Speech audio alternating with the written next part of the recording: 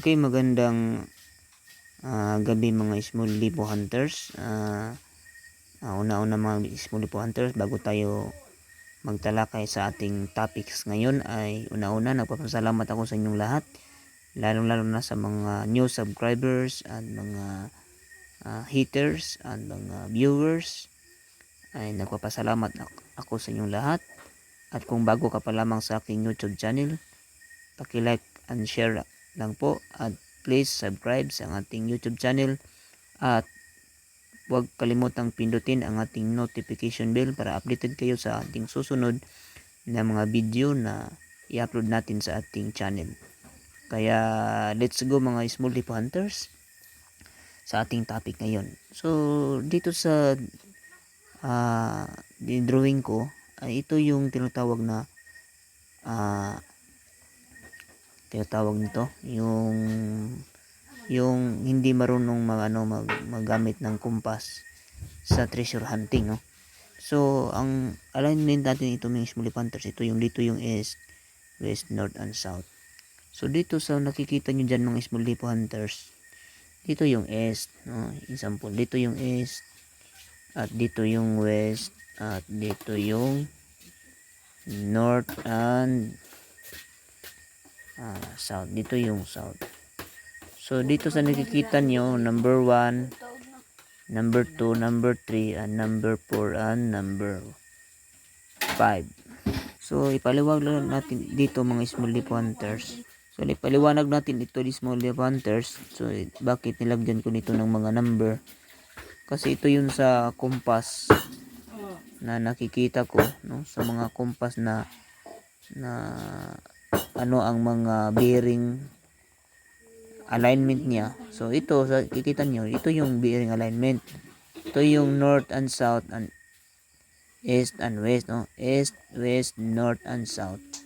So dito mga small lipo hunters, ito yung tinatawag natin na fulcrum, no? Yan yung nakabase dito sa, ito yung base natin. Example, kung din dun sa area,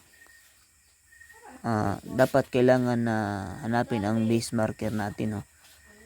Para matunto natin saan ba yung big load. So big load ang unahin natin small lipo hunters bago natin yung small lipo hunters o small lipo ang hanapin. So paano ba hahanapin ang small lipo?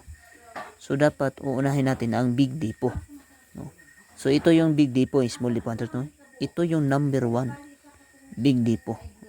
At saka yung number 2, number 3, number 4, and number 5.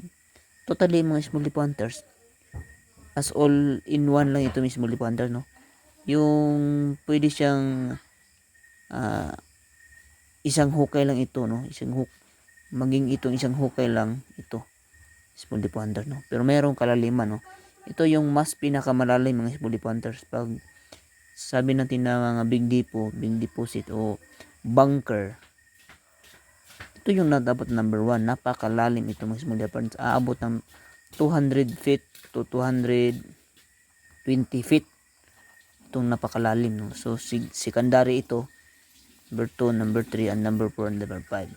So paano ba ito malalaman kung nandito tayo sa big load area, yung bunker? So alamin natin na ano ang mga sign dito o markings dito na makikita natin dito sa bunker na to. Itong yung number 1. So dyan sa nakasulat ni small lipo hunter, dyan yung heart shape, no? So ano ibig sabihin yung mga heart shape? Pag heart shape, ibig sabihin big load niyan, no? Nasa big load niyan na katapat. Kasi yung heart is naghahanap siya ng kwarto. Kaya ibig sabihin tunnel ang tinutukoy niya, or kuweba, or other rooms ang tinutukoy niyan. So yan, heart shape. Tapos ang ibang codings ito na nilagay ko, yan ang isa sa mga palatandaan na pwedeng heart shape, pwedeng bato na heart na merong hole sa gitna, pwede ring face marker, pwede ring old tree, no? Pwede ring old tree. Meron kasi mga malalaking old tree like tugas na may mga history. So pwede rin. Pero hindi lahat ng old tree ay na nakalagay siya sa big load area. Pero kadalasan, no? Tapos yung sign na turtle, ubao, or kaya amphibian, o yung ano yung amphibian, yung mga palaka, no? O mga buaya na sign, markers. And last natin ay hand o kamay, no? Or tao, yung estatwa na marka. Saan ba ito nakalagay? Dito yan sa big load area or bunker, no? At meron pang mga coding na bunker ang tinutukoy, no? Meron pang mga coding na bunker na doon tinutukoy yung nasa upload ko, no? Sa dating upload ko, no? So ito yun, yung Small Hunters. Pag nakakita kayo ng ganitong mga sign, itatak nyo sa inyong isipan na nasa big load area kayo. Kaya ang lalim nito estimated 200 feet to 230 to 240 feet. So sino bang maglagay niyan, no? So sabi nila wala naman daw mga Hapon, Japanese na naglagay niyan. Pero sa mga history, meron kasi naka-recover ng treasure na around 210 feet, no?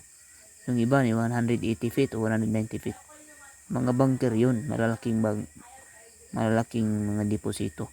At itong sa kabila, ito yung nakaline sa east, west, north, south. Kasama din ito Small Hunters, no? Kasi ang sukat niya ni Small Hunters, ang layo niya ni Small Hunters ay 3 yards lang yan. So malapit lang sila, no? 3 yards yan, dyan, ito 3 yards pa din. So pag okay nito mga Small Hunters, as all in one lang ito Small Hunter, no? Isang batalyon ito. Yung ang naghukay nito ay mga Pinoy, mga kasamang mga Hapon naghukay niyan. Kasi paimbudo yan ng mga Small Hunters, paimbudo yan ng lalim nilang paghukay nila, paimbudo. Kaya yun. So kung hukayin yun ito malalim yan Small Hunters, no? Malalim yan. Yan. So ito yun ang pinaka-bunker, no? Malaking deposito. Kaya umiwas kayo nito, no? So paano natin iwasan? So sukat tayo dito mula dito sa papuntang S, sukat tayo 3 yards. Ito yung mas medyo maliit, pero malalim pa rin ito yung mga Small Hunters. Malalim. Kung example 3 yards malalim sa big bunker, hanggang dito malaking deposito din yan mga Small Hunters. At alam nyo ba mga Small Hunters, meron pang isa dito. Yun. Parang kung sukatin ito mula dito sa big bunker hanggang doon, aabot niya ng 15 yards, no? So 12 yards plus 3 yards is 15 yards. So yan ang lalim ang layo ng Small Hunters, no? Kaya malalim ito. So dito, ganun din dito sa west at gayon din sa south, no? So ano bang mga sign dito sa east? So simulan natin yung sa east, no? Mula dito pa east, ang mga sign dito kadalasan ay ito yung triangle or mga pyramid rock. So dito nakasulat natin dyan ay triangle na bato or big triangle or triangle tree or rock triangle or pyramid. So kadalasan pag makikita kayo ng mga pyramid, mga triangle, ibig sabihin nandyan tayo sa malalim na deposito. So dapat umiwas tayo mula dito mga 50 meters, no? Tikto na mga 50 meters to 100 meters mula dito hanggang dito doon. So yan mga Small Hunters, no? Take note, hanggang doon. Ganon din dito sa north, no? Ganon din sa south, ganon din sa west, ganon sa south. So ito yun ang kadalasan niya sign na triangle. Dito sa north, ang sign dito mga small leaf hunters kadalasan ay rectangle ito, no? So rectangle, pag meron kayong makitang rectangle na kaukit or bato na rectangle na malaki, ibig sabihin yan ay malalim na deposito or malaking deposito. So ganun din, sukat kayo dito kasi madali lang ito malukit small leaf hunters, di ba? Malaki ano lang, mas madali ito malukit kasi malakas ang aura nito. Kaya kung maglukit kayo, kung ikot-ikot siya pa, kahit saan ikot-ikot siya, or kahit dito lang banda, ay nandyan kayo sa big load area. Kaya mula sa big load area, palayo kayo. Palayo kayo. Hanapin nyo ang maliit na deposito. So yan, dyan. Meron kasing ibang dito, like turtle sign. Meron din gabi sa gilid. Pero kadalasan ay ang giveaways ay malayo. Malayo ang deposito. So yan mga small leaf hunters, no. So ganun din dito sa south o sa west, ang sign niya ay square, no. Pag meron kayong square nakikita na bato or nakit sa bato or malaking bato na square, nandyan kayo sa malaking deposit, no. So yan ang tandaan nyo. Ganun din dito sa south, ang kadalasan dito sa south ay bilog or dot. Pag meron kayong makitang hole or atabay na nakaukit sa panas o nakaukit sa bato, pero kadalasan yung atabay nakaukit lang sa panas yan, or hole o malaking hole or maraming hole, ibig sabihin yan malalim na deposito niyan at medyo malaki. Ito yung medium deposit niyan. Ito yon kalapit sa bunker, mga medium deposit niyan. Yan.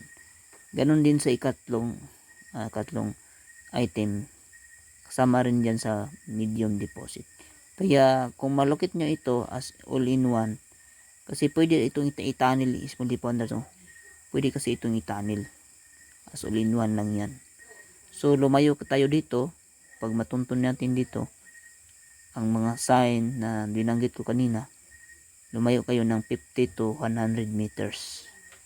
Yan, ganoon dito, pwede yung mula dito PS mga 50 to 100 meters. So yan mga small leaf hunters ang ating topic ngayon. At sa susunod ipaliwanag natin ito kung ano ang tawag nito sa coding na east, west, north, and south. Kasi meron kasing mga tawag nito. Kaya sa susunod nating vlog ay update ko kayo sa ating tutorial na coding, no? Yung mga sign, no? Pag analyze ng mga marka sa site nyo. So yan lang po ang ating may share ngayon mga small leaf hunters, at maraming salamat sa inyong panonood. Happy hunting.